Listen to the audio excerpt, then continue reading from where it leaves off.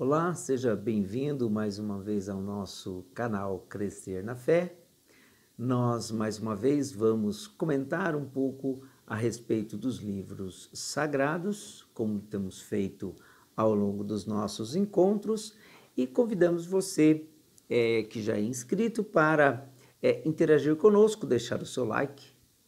E se você não for inscrito, se inscreva no nosso canal, acompanhe os nossos vídeos e ajude também a divulgar a palavra de Deus.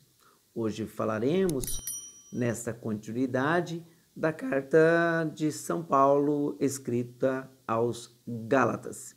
Então fique conosco e aproveite bem esse tempo de reflexão a respeito das Sagradas Escrituras.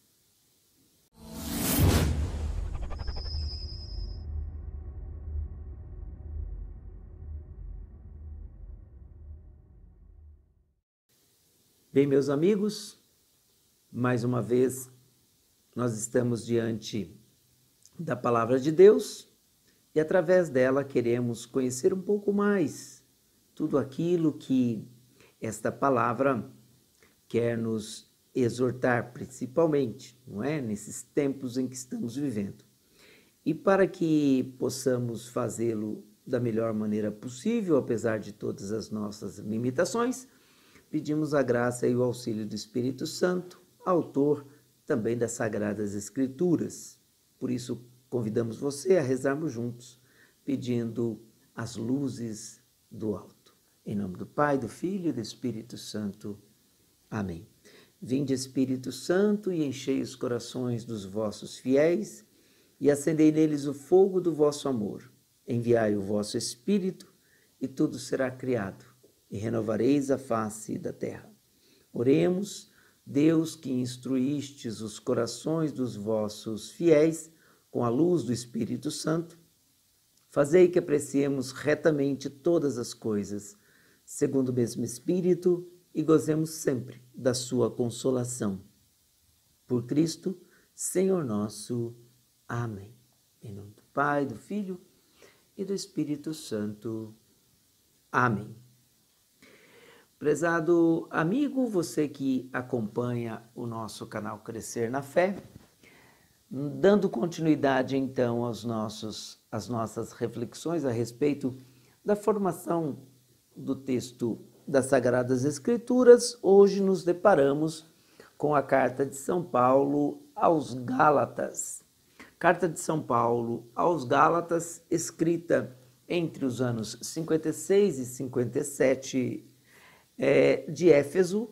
É uma carta que é composta de 6 capítulos, e o interessante que vamos poder perceber através deste escrito também é algo que já falamos aqui nos nossos encontros, quando tratamos da literatura bíblica. E nós comentávamos que nós consideramos a Bíblia uma literatura, porém ela tem uma característica bem diferente do que comumente podemos considerar a literatura de um modo geral.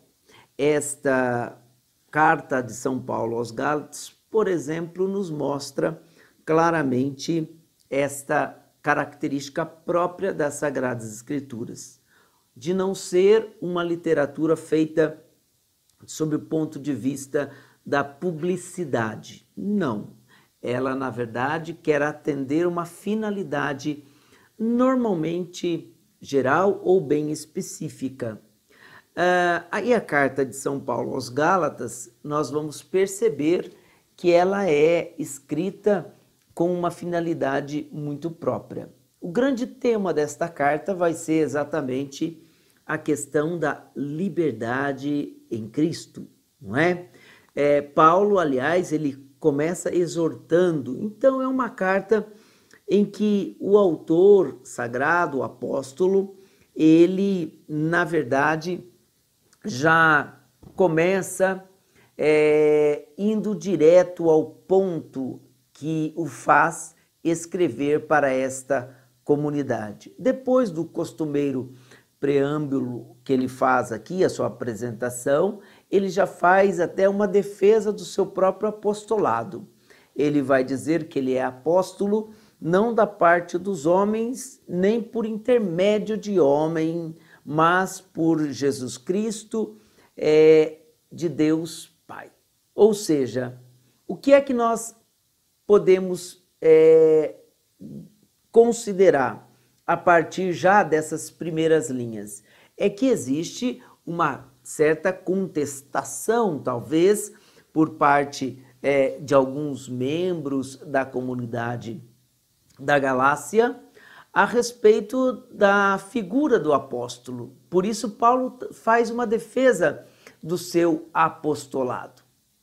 Paulo faz uma defesa falando que ele teve um encontro com o Senhor e que ele também teve essa experiência e que ele também esteve junto aos apóstolos, principalmente Pedro, Tiago e João, antes do seu ministério, porque a grande questão também que envolve esta carta é exatamente isso.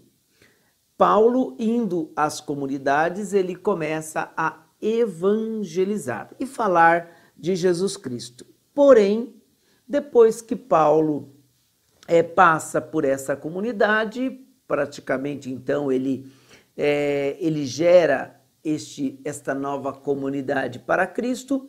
Outros também pregadores com certeza estiveram presentes nessa comunidade e volta novamente o tema a respeito da circuncisão, da lei, da herança. Afinal de contas, o que é imperativo?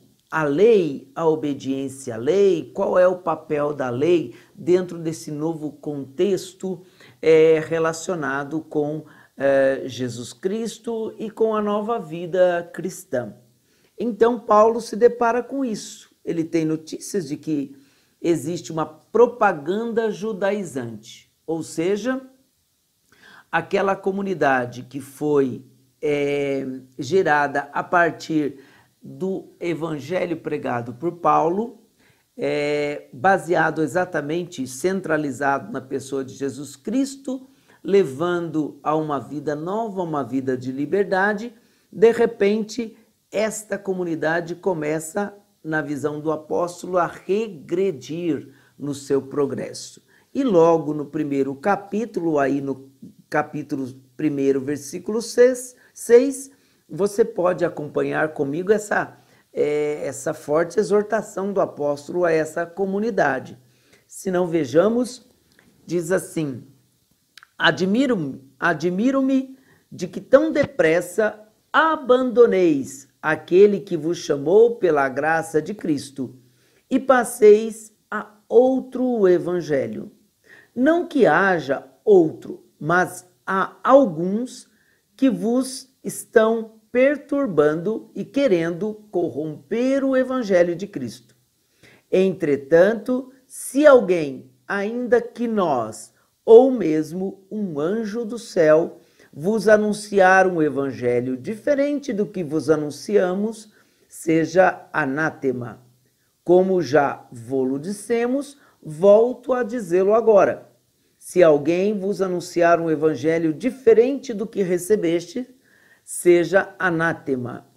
É porventura o favor dos homens que agora eu busco, ou o favor de Deus? Ou procuro agradar aos homens? Se eu quisesse ainda agradar aos homens, não seria servo de Cristo. Veja então o tom de exortação que logo no início Paulo vai se manifestar, vai se dirigir então a esta comunidade. A partir daí, os grandes temas que nós teremos nesses capítulos seguintes é exatamente Paulo fazendo esse contraponto. Afinal de contas, o que é que nos justifica? A lei, a obediência à lei simplesmente, ou a fé? Paulo vai nos falar disso, justificados pela fé, e qual é o papel da lei? Não que a lei seja má, Não que a lei não tenha uma razão de ser, mas ela tem a sua função própria e que Paulo muito bem vai relatar também nesta carta. Um outro tema muito caro e interessante de observarmos nessa carta é quando Paulo vai falar então a respeito da adoção filial. Aliás, ele vai usar um termo que evidentemente foi muito utilizado na boca de Jesus, quando ele diz, quando Deus nos adotou como filhos, ele nos deu o espírito do seu filho que clama Abba, Pai. Ou seja, um relacionamento íntimo, Abba, Pai, paizinho querido, alguém muito próximo. Então essa tratativa vem exatamente dessa liberdade da nova vida em Cristo. Depois, para exemplificar isso, qual é a grande diferença, Paulo vai dizer para nós, nesta comparação brilhante, a respeito dos frutos do Espírito Santo. Uma vez adotados como filhos de Deus, somos chamados a produzir os frutos do Espírito, porque é o Espírito que clama em nós e que nos comunica essa adoção filial. Aí nós temos as obras da carne e as obras do Espírito. E então Paulo vai concluir aí já no seu capítulo 6, a respeito então da nova criatura. Somos nova criatura. Então podemos analisar esses grandes temas desta carta que vai falar sobre a liberdade cristã. Acompanhando aí o nosso texto sagrado, você tem aí no capítulo 2, no versículo 15, o fundamento exatamente disso que acabamos de dizer. Ou seja, nós somos justificados pela fé e não pela lei, não é? Paulo vai dizer, capítulo 2, lá no versículo 15. Nós somos judeus de nascimento e não pecadores da gentilidade. Sabendo, entretanto, que o homem não se justifica pelas obras da lei, mas pela fé em Cristo, Jesus Cristo. Nós também cremos em Cristo Jesus para sermos justificados pela fé em Cristo e não pelas obras da lei, porque pelas obras da lei ninguém será justificado. Portanto, Paulo, mais uma vez, quer exortar a esta comunidade para que ela volte à essência desta fé que agora está progredindo, a fé radicada em Jesus Cristo. Mas o que a lei, então, contribui para o progresso no entendimento do plano salvífico de Deus? Lá no seu capítulo 3, a partir do versículo 23, Paulo fala algo a respeito disso, não é? Então acompanhe conosco, capítulo 3, lá no versículo 23. Antes que chegasse a fé, nós éramos guardados sob a tutela da lei, para a fé que haveria de se revelar. Assim, a lei se tornou nosso pedagogo até Cristo, para que fôssemos justificados pela fé. Chegada, porém, a fé, não estamos mais sob pedagogo. Vós todos sois filhos de Deus, pela fé em Cristo Jesus. Pois todos vós fostes batizados em Cristo, vos vestistes de Cristo. Não há judeu nem grego, não há escravo nem livre, não há homem nem mulher, pois todos vós sois um só em Cristo Jesus. E, se vós sois de Cristo, então sois descendência de Abraão, herdeiros segundo a promessa. Então veja, Paulo aqui, ele identifica a função primordial da lei.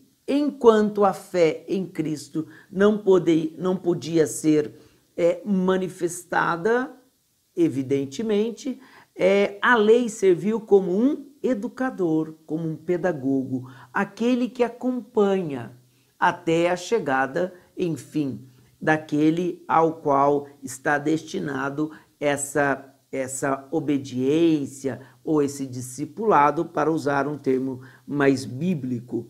Então nós percebemos que Paulo, ele não refuta a lei, mas ele vai dizer para nós que a lei ela teve uma função pedagógica, uma função de nos guardar enquanto caminhávamos para o advento de Jesus Cristo.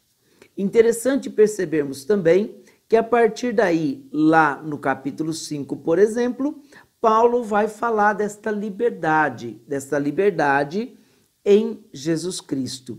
E é exatamente neste capítulo que Paulo também vai tratar como uma certa, uma referência, uma constatação, para que percebamos se nós estamos vivendo sob a égide do Espírito ou da lei ou da carne, como Paulo fala aqui, não é? Ou seja, ele vai falar sobre a vida no Espírito, consequentemente os frutos do Espírito e os frutos da carne. Paulo vai dizer então no seu capítulo 5, versículo 16, exatamente assim: Ora, eu vos digo, conduzi-vos pelo Espírito e não satisfareis os apetites da carne. Pois a carne tem aspirações contrárias ao Espírito, espíritos contrários do Espírito e o Espírito contrárias à carne. Eles se opõem reciprocamente, de sorte que não fazeis o que quereríeis. Paulo está falando então dessa constatação, desse dilema interior do ser humano. A luta para deixarmos, como podemos dizer, o reino do pecado para vivermos o reino da graça. E quem nos dá a graça, quem nos dá essa liberdade é o Espírito. Portanto, se vivemos pelo Espírito, Paulo vai dizer, né? Andemos também pelo Espírito, e ele vai fazer esse contraponto para exemplificar isso. E falando especificamente das obras do Espírito, ele vai dizer: o fruto do Espírito é amor, alegria, paz, longanimidade, benignidade, bondade, fidelidade, mansidão, autodomínio. Contra estas coisas não existe lei. Veja, então ele está falando de uma liberdade que vem de dentro, que é fruto dessa presença do Espírito em nós. Pois os que são de Jesus Cristo crucificaram a carne com suas paixões e seus desejos, né? Paulo vai dizer isso, tá certo? Então, quando nós olhamos para essa carta, nós vamos perceber que, evidentemente, o que Paulo mais preza aqui é a nova vivência nessa liberdade que se obtém em Jesus Cristo. E, consequentemente, esta vida do Espírito vai nos levar a uma nova realidade. O que Paulo vai dizer aqui na sua carta, já no final, a respeito da nova criatura. No capítulo 6, já lá no versículo 15, ele vai afirmar: ademais, nem a circuncisão é alguma coisa, nem a incircuncisão, mas a nova criatura. E a todos os que pautam sua conduta por essa norma, paz e misericórdia sobre eles e sobre o Israel de Deus. Doravante, ninguém mais me moleste, pois trago em meu corpo as marcas de Jesus. Irmãos, que a graça de nosso Senhor Jesus Cristo esteja com o vosso espírito. Amém. E assim, então, nós compreendemos que Paulo escreve para esta comunidade com uma finalidade muito específica.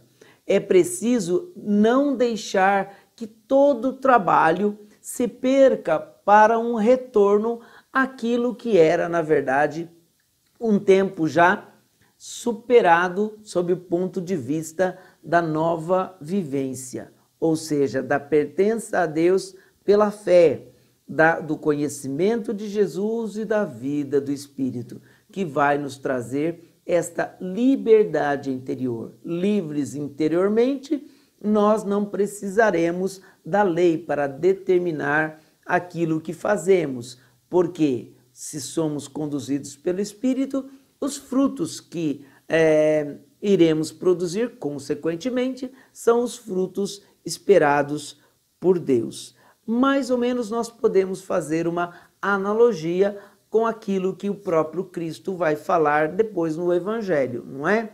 Não se colhe figos dos abrolhos, não se colhe uvas dos espinhos, ou seja, a árvore própria dá o seu fruto de acordo com a sua semente.